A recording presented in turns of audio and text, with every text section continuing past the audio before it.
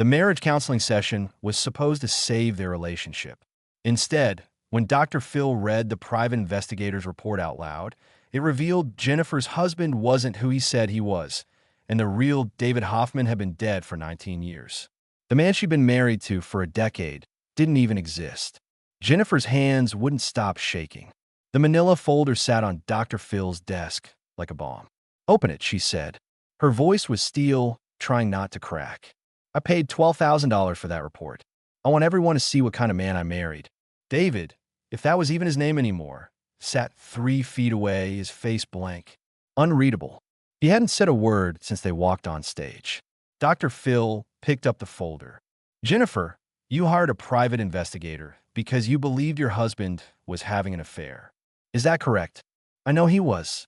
Jennifer's jaw clenched. "Late-night calls. Business trips that don't match his calendar. Money disappearing from our account." She finally looked at David, and her eyes were daggers.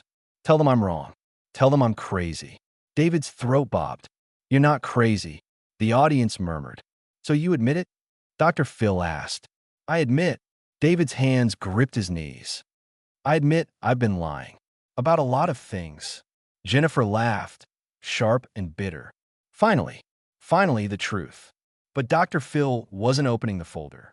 He was studying David's face with an expression Jennifer had never seen before. Something between concern and alarm.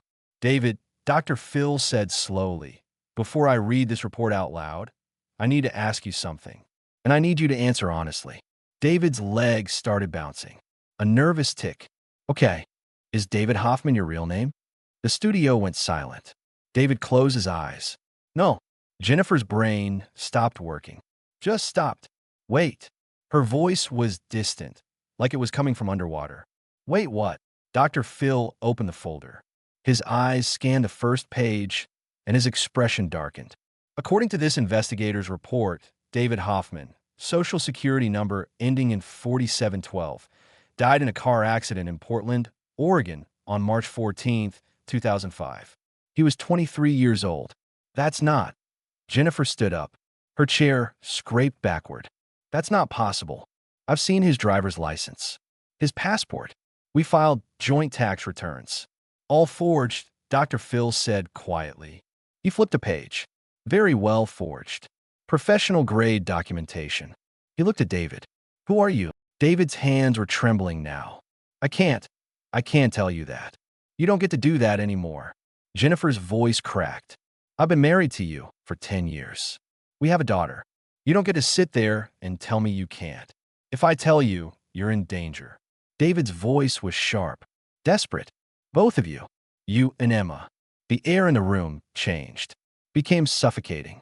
Dr. Phil leaned forward. "Explain that." "I can't." "Try." David looked at Jennifer for the first time since they'd sat down. Really looked at her, and his eyes were drowning. "The man I was before David Hoffman, that man is dead. He has to stay dead. If he doesn't," his voice broke. "If he doesn't, the people who wanted him dead will come for you too." Someone in the audience gasped. Jennifer sat back down slowly. Her mind was racing, trying to piece together fragments that didn't fit. "Are you in witness protection?" David's silence was an answer. Dr. Phil closed the folder. "David, or whoever you are, this show has legal obligations. If you're part of a federal witness protection program, there are protocols." "I'm not." David's voice was hollow. "Not anymore." "What does that mean?" Jennifer whispered. David ran his hands through his hair. His whole body was shaking. "It means I left. 6 months before I met you." "You left witness protection?" Dr. Phil's eyebrows shot up. "That's insane." "I know." David looked at the floor. "But I couldn't do it anymore. Couldn't be that person. Couldn't live that life." "So you stole a dead man's identity," Dr. Phil said. "I bought it," David corrected, "from people who specialize in making people disappear. The real David Hoffman was," he swallowed hard. "He was a loner. No family. His death was barely reported. It was clean." Jennifer's stomach lurched. "You're talking about a human being. Someone who died." "I know." David's voice was barely audible. "I know what I am." But that wasn't even the worst part. Dr. Phil flipped another page in the report. His face went pale. "David, it says here you made contact with someone 3 weeks ago." Someone from your previous life. David's head snapped up. How do you? The investigator tracked your burner phone. Dr. Phil's voice was clinical now. Professional. You called a number in Boston. The call lasted 4 minutes. And 2 days later, $15,000 was withdrawn from an offshore account you didn't tell your wife about. The audience erupted in whispers. Jennifer's vision blurred. You have offshore accounts? Jennifer, what else? What else have you been hiding? She thought the affair would be the worst betrayal. She was wrong. Because what Dr. Phil was about to reveal next, about who David really was and why he had to disappear, would prove that some secrets don't just ruin marriages. They ruin lives. Drop a comment. Could you forgive someone whose entire existence was a lie? Dr. Phil pulled out a second document. This one wasn't from the investigator. I made some calls before this taping, Dr. Phil said, to the U.S. Marshals Service, to the FBI. He looked directly at David. Your real name is Michael Brennan. You testified against the Costello crime family in 2009. Your testimony put 7 men in prison, including Vincent Costello, who was sentenced to life without parole. Jennifer's hand flew to her mouth. Vincent Costello died in prison 2 years ago, Dr. Phil continued. Natural causes. Heart attack, which means, theoretically, you were safe. The threat was over. He paused. So why did you contact someone from your old life 3 weeks ago? David's face crumbled. Because Vincent's son found me. The temperature in the room dropped 10 degrees. Ow, Dr. Phil asked. Emma. David's voice cracked completely. She posted a picture on Instagram. A family photo. My face was in the background. And someone, I don't know who, someone recognized me. He looked at Jennifer, and his eyes were red. Vincent's son, Marco, he sent me a message. Said he knew where we lived. Knew where Emma went to school. Jennifer's breath came in short, sharp gasps. Oh my God. Oh my God. I paid him, David said desperately. The $15,000. I paid him to leave us alone. And did he? Dr. Phil asked. The pause lasted 3 seconds. It felt like an eternity. I don't know, David whispered. Dr. Phil stood up. It was the first time he'd moved. We need to stop filming. Right now. Backstage, in the green room, Jennifer couldn't stop pacing. David sat with his head in his hands. Dr. Phil was on the phone with someone, FBI, maybe U.S. Marshals. Jennifer couldn't hear the words anymore. Everything was white noise. You put our daughter in danger, she said. Her voice was dead.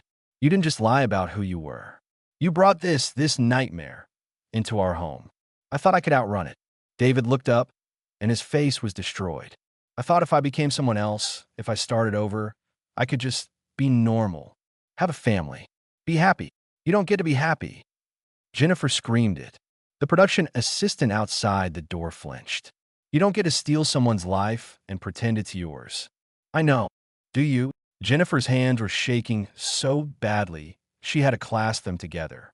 Do you know what it feels like to realize your entire marriage is a lie? That the man I fell in love with, the man I had a child with, doesn't exist. He does exist. David stood up. Michael Brennan doesn't exist anymore. But David, the man who held your hand on our first date, who cried when Emma was born, who makes you coffee every morning exactly how you like it. That man is real. Is he? Jennifer's voice was venom. Because I don't know who that man is. I don't know anything about him. The door opened. Dr. Phil stepped in, his face grim. The FBI is sending agents. They'll be here in 20 minutes. He looked at David. They're going to want to talk to you. About the extortion. About leaving witness protection. About whether I should be arrested. David finished. I know. Jennifer's throat tightened. Will they put him in prison? I don't know, Dr. Phil said honestly. That's not up to me. But Jennifer wasn't listening anymore. She was staring at David, really seeing him for the first time. This stranger. This ghost. This man she'd built a life with. Who were you? She asked quietly. Before all of this. Before Michael Brennan. Before witness protection. Who were you? David's eyes filled with tears. I was a kid from South Boston who made bad choices and fell in with the wrong people. I was a criminal, Jennifer. I ran numbers. Collected debts. Hurt people when I was told to hurt them. He wiped his face. I was a monster. And when I finally tried to fix it, When I finally did the right thing and testified, I lost everything. My family disowned me. My friends wanted me dead. So I stopped being Michael Brennan. And I tried to be someone better. Were you? Jennifer asked. Were you better? I thought so. David's voice was barely a whisper. Until I realized I was still lying. Still hurting the people I loved. Just in a different way. 2 hours later, Jennifer sat alone in the green room. David was in a separate room with FBI agents. Emma was with Jennifer's mother. Safe. Unaware. Dr. Phil knocked softly and entered. How are you holding up? Jennifer laughed, but nothing about it was funny. I don't know. I don't know anything anymore.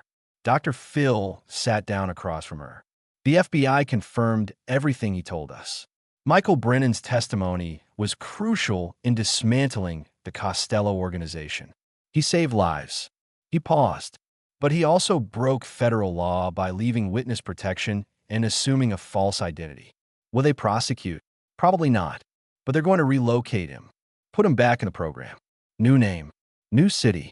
New life. Jennifer's chest felt like it was caving in. What about Emma? That's up to you. Dr. Phil's voice was gentle. You can go with him. Enter the program as a family. Or you can stay. File for divorce. Raise Emma on your own. Those are my options. Jennifer's voice cracked. Disappear with a stranger or raise my daughter without a father? There's no good answer here, Dr. Phil said. But there is a choice. Jennifer closed her eyes.